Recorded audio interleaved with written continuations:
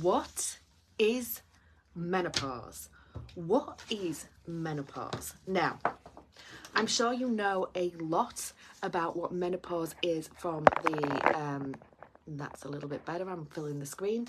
I'm sure you know what menopause is from a physical perspective and from a hormonal perspective, but do you know what menopause is from physical, mental and emotional, so that we can pull this whole shiz together? So let's just dig in, because one of the reasons that I do this while I am doing my skincare and makeup is so that I can stay on track time-wise, because I know when I finish my skincare and makeup I really should have finished chatting, and also because I am a busy lady, and so it makes sense for me to chat at you while I'm doing my skincare and makeup. So let's just get into this. So lots of us, I was going to say, have been told what menopause is, maybe by mums, grandmas, whatever, maybe things that we remember from our childhood. But actually, it's only recently that we've really started talking about this, that women have really started kind of sharing information about this. Because prior to that, it was a little bit of a kind of hidden subject, like a taboo subject. Nobody wanted to talk about it. And when they did talk about it, it was kind of like your Les Dawsons. Do you remember Les Dawson? Am I on about the right one? I think I am. Les Dawson, and he used to dress up as a woman, old woman, and wear kind of like Nora Batty kind of tights and that kind of outfit. And he used to chatter over the garden wall with a woman who was similar, and that was kind of like your menopause kind of woman, older woman kind of vibe. You know, compared to the sexy young woman, young, vibrant, childbearing woman, right? So there's all this kind of vibe around kind of menopause and stuff like that all the time surrounding us. And I think that's part of the narrative. I think that's part of his story, because if we really understood what it was and we could really kind of grasp that and run with it, I think we could have, as women, being powerful, right? So let's just get into that for a second. Women are powerful creators, okay? We all have the ability to create, but women have the ability to physically create, to birth new life, okay? So women are, well, ultimately, there would be no men if there wasn't women, right? So, this whole chicken and egg thing, yes, I know you need both, but ultimately there would be no women, no men if we didn't have women. Whereas women are out there right now, I've just got flashes of like Handmaid's Tale, but the vice versa. Men just being kind of used, for women to create babies. The vice versa. Anyway, sorry, I don't know where my mind went there. Anyway, so come back to it, Gail. Come back to it. So women are really powerful, and over the years, men in authority back in the day, your Caesars, I don't know, even before that probably, saw that as a threat. So we are weaker physically, so therefore we were able to be kind of held back physically. And things like the witch stuff and, the witch trials, the witch burning and all that kind of, it's all linked up to all this kind of fear of the power of women. The fact that nighttime is all about fear and scariness and darkness, and the fact that darkness is all about fear and scariness, because women are all about the kind of the moon and the darkness and the night. Anyway, sorry, I'm going off on a tangent. So we have, there is a whole kind of thing at play, I think, around the menopause and making us feel crap about the menopause. And, I don't think it's been done. It's just been handed down through the ancestral kind of cycles. It's not anything that's been done kind of like someone hasn't just sat there and kind of gone, right, let's make women feel crap about the menopause. But I think the symptoms and the things that happen around menopause have created this need to hide it because it's powerful. And the more something is hidden, the more powerful it is. And that's what I found out about all this kind of spirituality, energetic stuff. The more it's hidden, the more powerful it is. So park that. Let's come back to physical stuff, because I'm aware that if you're in this group, you're not necessarily down with all this stuff. So I want to be able to give you hints and tips and advice and ideas around. I'm getting a hot flush as we speak. It's this ring light. I want to give you some inspiration, some activations that are a bit more normal, that fit the society that we live in a bit more. So let's just dig into this. Let me get off my history and the way of the world and all that kind of stuff. Let me get off that and get onto actually the menopause. Right. So when you look into this, right, when you look into the physicality of this, okay, we know the physical side of the menopause, right? We know that perimenopause is the kind of 10-year span before you actually stop having periods, where your estrogen levels drop, they start to decline over that period. And then menopause is the year whereby they have stopped. So your last period for a year is your menopause cycle, and then you're into postmenopause, which comes a year after your last period. Okay, so you move into postmenopause. So there's a 3-step process to this. Okay, so we know that, right? We know that physically this is, hi Nick, we know that physically this is the time that a woman stops being able to reproduce human beings. Okay, stops being able to create life through birthing a human being. Okay, we still have a womb, which when we talk about witches and witchcraft and stuff, the womb is the woman's cauldron. Okay, so we still have the womb where we brew life. Oh my God, I'm beginning to, whoa. How funny talking. How ironic. Isn't it ironic when you do a live about menopause and get a hot flush? Anyway. So your body is physically changing, right? Okay, we know that. We know what's going on. We know hormone levels are moving all over the place. We know eggs are slowly stopping being released. We've used up all our eggs. Did you know that when you're a baby, when you're a fetus in your mum's womb, you actually carry all the eggs that you will have in your lifetime? How interesting is that? So as a baby, you were actually in your grandma's tummy. See, women are just incredible. Women are just, anyway. So, in the past, we never lived long enough to get through this process, okay? But we are living longer and longer and longer. That is what is happening to humanity. We are living longer and longer and longer. And as we are living longer and longer and longer, and we are rising as women, so again, look back over the last 150 years and look at how women have risen. Look at who we are now. We've risen through the ranks of this man's world, and we have become equal. And where we're going is we're going to rise above. There's going to be a balance, but we're going to rise above. But we've now become equal, right? We've been equal for a while. What's happening now is most women are reclaiming that feminine energy. So we're going to continue to rise. Men are a little bit lost at the moment, but that's a whole other story. Maybe for another live, maybe for another group. And we need to do what we can to help our men folk. But that's, as I say, a whole other live, a whole other thing to deal with. No wonder most men at the moment are feeling depressed, pressured, anxious, all that kind of mental health stuff, because where are they? What is their purpose in life? Anyway, whole other thing, come to that another time. So physically, we know that menopause is when the body is changing so that it no longer reproduces human beings. It no longer creates human beings. Okay, cool. Right, that's that done. We've done that. That is what menopause is.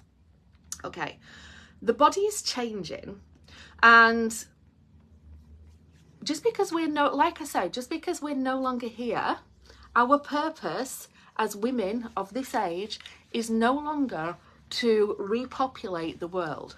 Our purpose is something else. And when you start linking everything together and see the big picture of what is going on, it all makes sense. Okay, so I'm going to move on. I'm going to move on to the mind, okay? So what is it doing to the mind? Because this isn't just a physical body change, a physical body shift. This is a mental shift, and it's an emotional shift too. And you may not be aware of the shifts that are going on in your mind as you are going through menopause, perimenopause, postmenopause, it's done, right? So I've got my notes. I'm going to have to look at my notes. So did you know that your mood swings, your hot flushes, and your insomnia is less likely to be created by your physical body and much more likely to be linked to the changes that are going on in your mind, in your physical brain? There are lots of changes going on. So we are being recreated. We are being recoded. Not just physically, we are being recoded mentally too, okay? So your amygdala, okay, which is a part of your brain which controls emotional responses, is being recoded. Your hippocampus, which is your learning and your memory, is being recoded. Your prefrontal cortex, which is all about decision making, multitasking, and your language, being recoded. And your brainstem is being recoded. So that is your sleep cycles, okay? All these things are being recoded right now as you are going through this. So the way that you respond to things emotionally, the way that you learn and remember things, the way that you make decisions, your ability to multitask, and your language, your ability to put words together, your ability to use the right words, all being impacted, all being recoded. And then your brainstem, your sleep cycles, okay? Interesting to me right now, just let me throw this one in there. Your brainstem, which kind of regulates your sleep cycles, is being recoded. And most women talk about insomnia with menopause. We're waking up in the night time, okay? We're waking up when we think we shouldn't. We're waking up at 2, 3 o'clock in the morning. We're not getting to sleep. We're awake during the nighttime. The nighttime is the feminine energy era, right? The nighttime is the moon energy. It's the feminine energy. So isn't it interesting that, you know, our brain is changing. It's impacting our sleep cycles, and we're waking up at the time when we are most exposed to feminine energy. Isn't that interesting? Anyway, let's move on. So, the neurons that support ovulation are no longer needed in the brain. So, the brain is literally recalibrating. It is literally changing its structure. Interesting. Okay? Interesting. So, this doesn't mean that we are no longer required on this earth, right? Because if it meant that we were no longer required on this earth, we wouldn't go past menopause. We would get to this point and it would be like, right, see ya, time's up, you're done. We are still needed on this earth for some reason and some purpose, okay? Because the body, if we weren't needed, when you think about the way of evolution and stuff like that, if you weren't needed to produce anymore, and you weren't needed on this earth for any other reason apart, you know, because this is, you know, if you think about like the Darwin theory and all that kind of stuff, you would die when you had lost that ability. We're not dying. We're living 20, 30 years after menopause. There's a reason for that. There's a reason that your whole body is changing structure. Your physical body is changing structure. Your mental, your brain is changing structure. It is recoding. It is changing. There's a reason. That's not just, oh, you know, that's not just for no reason. There is nothing in this world for no reason. Everything is done with purpose. Okay? So, let's take this a step deeper. Let's talk about the mind. So before I get into this, what I'm going to say is it's interesting fact to me that most scientific studies okay? Most scientific studies are funded. You rarely get a scientist who just works just because they love it. Because the whole world that we live in is driven by money. So who's funding the scientists, okay? Who's funding these people to research things, okay? The governments, the corporations, the structure that is around us in society are funding the research, are funding the scientists' time. They're paying them X amount a day to research that thing, okay? So let's just park that. So there are studies out there are tests out there are things out there that uncover something that doesn't fit our current government agenda, our current corporate society agenda, whatever it might be. So they only get studied for a short period of time, and then the funding's removed because it's not showing up what they wanted it to show up, so therefore the funding's removed. Things like CBD oil and actual cannabis as a plant and how it can heal and all that kind of stuff, that it's never really been got to the bottom of, okay? So there are studies to do with quantum physics, to do with the universe, that never really pushes past certain points, okay? So with that in mind, what I can tell you is the way that your brain works, the circuitry in the brain, the web of connections in your brain is in so many ways very, very similar to the universe and how the universe is put together, and the solar systems and the cosmic webs and the galaxies, okay? It's it's like you've got a mini universe up here. Your brain is like a replica of the universe, okay? In the same way, when you look at something like the structure of the lungs, it can look very much like a tree, there's all these other things, other matchups, if you look at a black hole looks so much like the iris and the pupil, there's all these replicas, I don't know what the word is that I'm looking for there, but anyway, so many reflections of the universe in our world and in our being, okay? So the brain actually is full of magnetite crystals. Have to make sure I'm getting this right. So magnetite crystal is the most abundant crystal on the earth. Magnetite, it's tuned to magnetics, okay? And there have been studies whereby they have found out that the brain is actually influenced by magnetic fields, okay? So when we say we're connected to the universe,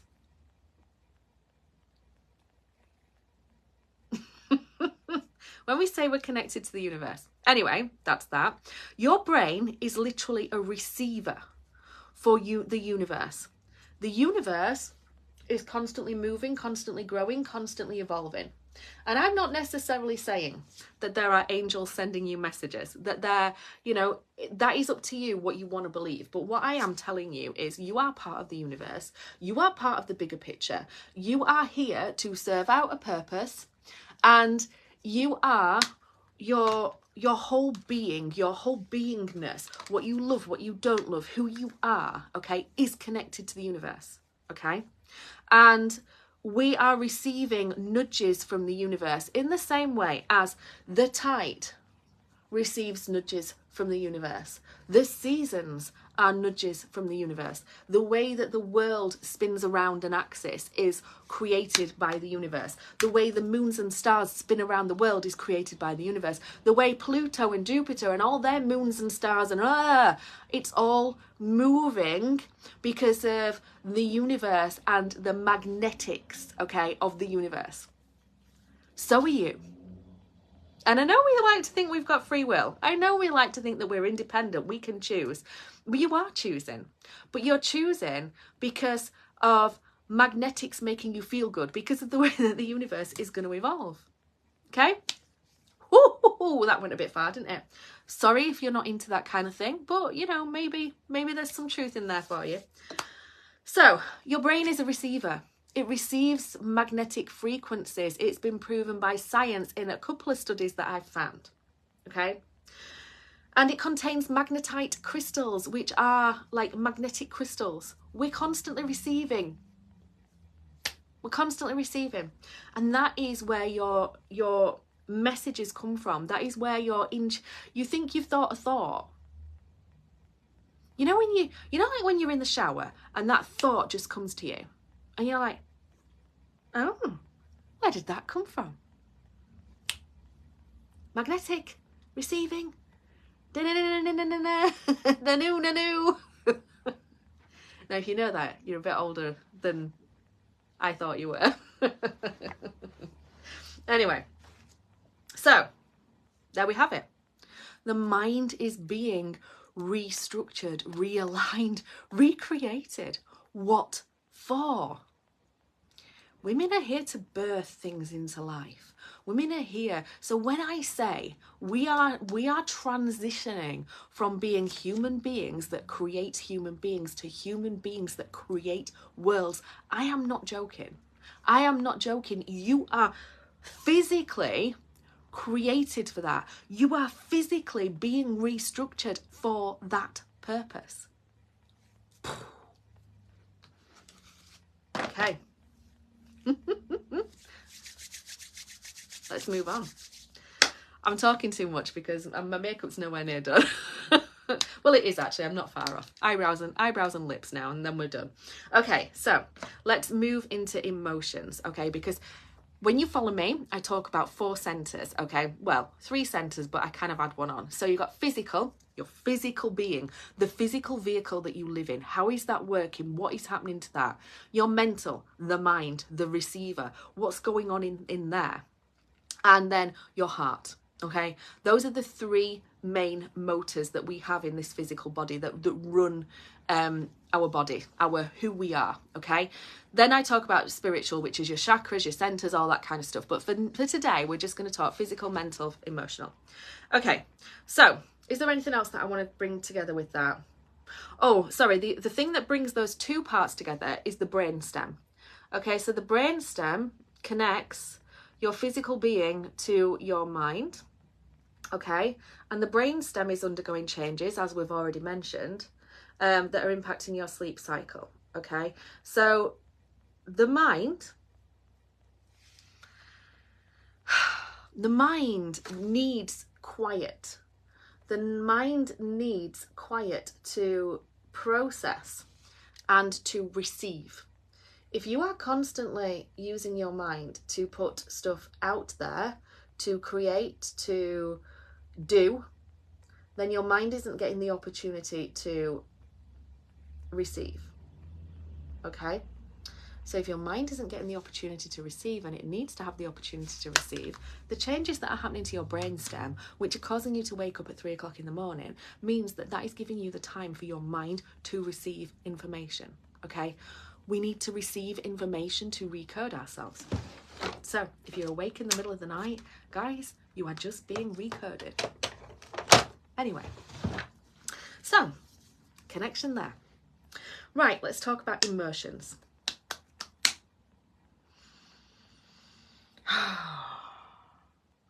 Right, this one we're going to get a little bit deep. So when you start looking into the emotions that are impacted when it comes to menopause, this kind of like instability that we have as women, this kind of, oh, she's just hormonal, this instability, this mood swings, right? That really connects up with, stay here with me, I'm going to say this word, but stay with me, spiritual awakening. Stay with me.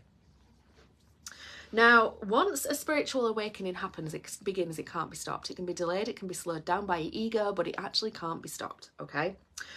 And when we are going through a spiritual awakening, it is about becoming more aware of consciousness. So it's about all this, it's becoming more aware of these 2 parts of you, the subconscious and the conscious, and kind of bringing more of that subconscious up to the surface, becoming more and more aware of the beliefs and the structures that you have created your life around, and almost seeing through them, okay? It's about questioning your ego. You get to this point where you start to question your ego. Who are you? What are you about? Blah, blah, blah, blah. What are you here for? What is your purpose? You know, menopause is all about taking a pause to slow down and re-look at your life, okay? So emotionally, that is like a spiritual awakening. So your intuition is increasing. We've read You're coding, you're being recoded, your intuition is increasing, your intuition is getting stronger. These messages that you are receiving from God knows where are coming through far quicker all the time. You are realigning, you're restructuring who you are, okay? And in that intuition increasing and your awareness increasing and your being able to feel energy increasing, all that creates an interesting situation in our world. Because when your husband says something to you and you feel the energy from that, that can make you blow. So husband makes some smart remark that maybe 5 years ago you wouldn't have reacted to. Now you are tuned in. You feel the energy, your intuition. You know what he is saying. You know, and you blur. How dare you? Da, da, da, da, da. Because you didn't have that connection. You didn't have that awareness before. Now you've got it. You're being recoded. You're being retuned to all this stuff. Yeah? You're seeing through the world. You're seeing through others because now you are feeling the energy. You're seeing what's going on out there. You're seeing how you have lived your life surrounded by this little kind of snowball of beliefs that actually they're not real. They're not true. And you can change them whenever you are ready. You know? You're seeing this now. And how can that not make you sad? You know? You have had a superpower all along and you haven't been taught about it and you haven't been taught to use it. No wonder you get these moments where you just feel like you want to cry. You know? What would life have been like if you knew about this superpower from 7 years old? Where would you have been? What would the world be like if everyone knew about this superpower from 7 years old? You know? No wonder we get to this point and we're angry and we're frustrated. You know? And we love our life. We love the life that we've created. We love our kids. We love our family. But yet there's this like, oh my God, why didn't someone tell me? Why didn't someone tell me? How dare you say that? You can just see how this is all panning out through the emotions. And this spiritual awakening is uncomfortable. It's hard, you know? And in effect, that's what menopause is doing. Not only is it awakening you if you're not already awake, but it is actually recoding you so that you are tuned into the goddamn universe. It is recoding you to be the woman that creates worlds. And when I say creates worlds, I don't mean you're going to become the president of the world. I don't mean that. But you're the woman who creates worlds. You're the woman who, in using your intuition, using your powers, using this power of creation that you hold, right? You can create a world around you that ripples into the world further, okay? So I talk about ripples quite a lot because when you think about the net, the web of the world, again, reflecting the web of the universe, the web in your brain, you know, when you talk about the web of the world, okay, think about a spider's web. A spider can be hidden up in a corner somewhere and a little tiniest fly hits the web and wiggles it a little bit. And that spider knows and it comes and works its way down and comes and gets it. It's the same thing. When you wiggle the web, the whole world feels it. And you don't, okay, you know, billions and billions of people on the planet. But when you wiggle that web, it impacts the world. It doesn't just impact you. It impacts the people around you. It's a ripple. Think about the people that you impact on a daily basis. You start here. Who do I impact? Matthew, his mum. Okay, who's further? The people I work with. Who's further? The people I talk to. Who's further? My mum, the rest of my other parts of my family, my friends. Where does my ripple go to? You know, when I say this to you, you know, and you take it on board and then you repeat it to someone else, my ripple goes even further, right?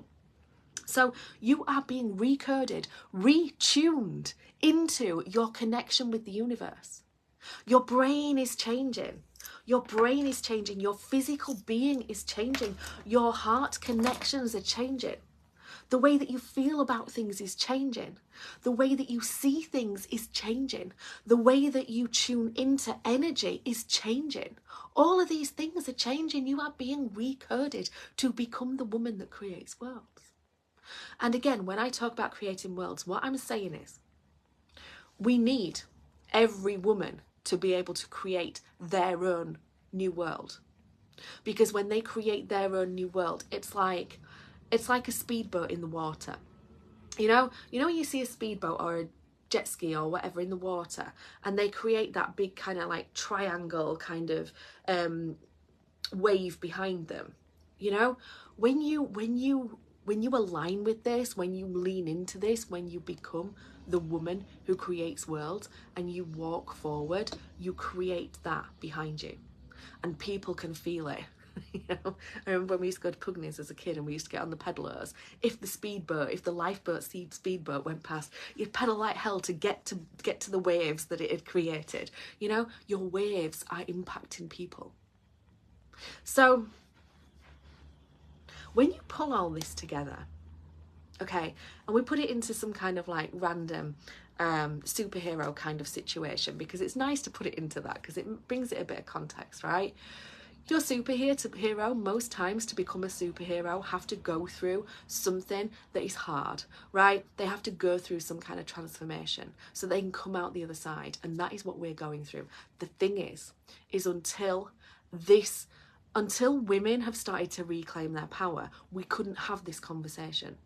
I couldn't have had this conversation with someone in the 70s. They wouldn't have got it. I don't think anyone in the 90s would have got it, or the 2000s. But now women are reclaiming their power. That feminine vibe is coming through. We're seeing it all the way through society. That women are leading the way. Women are presidents, they're CEOs, they're the top of the tree now. Women are leading the way. We couldn't have had this conversation 10 years ago, but we can have it now. We can talk about what this truly is now. So, this may be the point where you go, I am never listening to Gail again. She's off her head. But it may be the point where you actually start to realise you do have a power. You are a creator. And when you start to harness that power, and when you start to use that power, you can create the life that you desire. And when you create the life that you desire, you have an impact on the frequency, like I say. But when you're someone, so let's dig into Tropic just for a second, just to make this make sense a little bit. So I've become a woman who won't use chemical products on her skin. Why? Because I now understand what it does to the inner health of my body. Okay, it's not just about looking good here, it's about looking good on the inside too, right? So through switching over and using those products, okay, I'm someone who's a bit outspoken, I talk about it on Facebook, but even if you're not, right? Even if you're not, and you do a switch like that, and someone says to you, oh, your skin looks amazing, what are you using? And it opens up a conversation. You are creating a ripple. You will create worlds by leaning into this, by listening to what intuition comes through, by learning about who you are, by learning about how you are, how your emotions lead you, by learning about human design, by learning about your chakras, by leaning into the chakras, by doing all of this stuff. You will become the woman who creates worlds. You are creating the future. You are moving into that. And this is before I even talk about 2030, 2027, the new world, the age of Aquarius, all that other shiz that's coming. This is just talking about the here and the now and being able to embrace it. Now, when you can embrace your menopause as being the transition into becoming that woman, those hot flushes feel amazing. Take it from me. Take the toxins, take the crap that I am holding on to and get rid of it. Recode me, because I want this. The world that I'm living in is not the world that I see in the future. The world that I'm living in right now isn't good. And if I can do a little tiny thing that will help change that, re-frickin' code me. Do it. Do it, universe, because I'm here for it. Even if you can change the life of your daughter, even if you can change the life of your son, even if you can change the life of your grandkids by embracing this, it doesn't have to be shouty and loud and reaching thousands of people. The smallest actions have the biggest impact. How does that make you feel? How does that make you feel? Does it change your thoughts on menopause? Does it change what you perceive it to be? I hope so, even in just the slightest little way. Anyway, whew. I think I've hit everything that I wanted to hit, that I've written down. Just remember, when you are tuned into energy, you often find, so what happens is someone will say something or react in a certain way or whatever. This is just a little kind of final point. And you will take it in a certain way and it'll make you feel a certain way and you'll be like, yeah, that's not quite what you mean though, is it? You know, you'll feel that. And oftentimes we question ourselves when we feel something like that. You've spent your whole life questioning yourself when you feel the intuition, when you feel the energy of something, because they will say, oh, no, I didn't mean it like that. I didn't mean it like that. But you know they meant it like that because you felt the energy. You have to start to learn to trust that. And that, when you start to see through other people and you start to see the energy in other people, there's no wonder you're going to get angry. You're not used to it. You're not used to it. No wonder you're going to feel mood swings. You're not used to it. You're seeing through the structure. You're seeing through the pretense, and you're seeing into what's real, the energy. Anyway, that's it. That's it. I'm off. I'm going to put my lippy on. I'm going to have a bit of a dance about, because that's what I do when I'm ready. I'm going to have a bit of a dance about, and then I am going to get myself to work. Catch you later.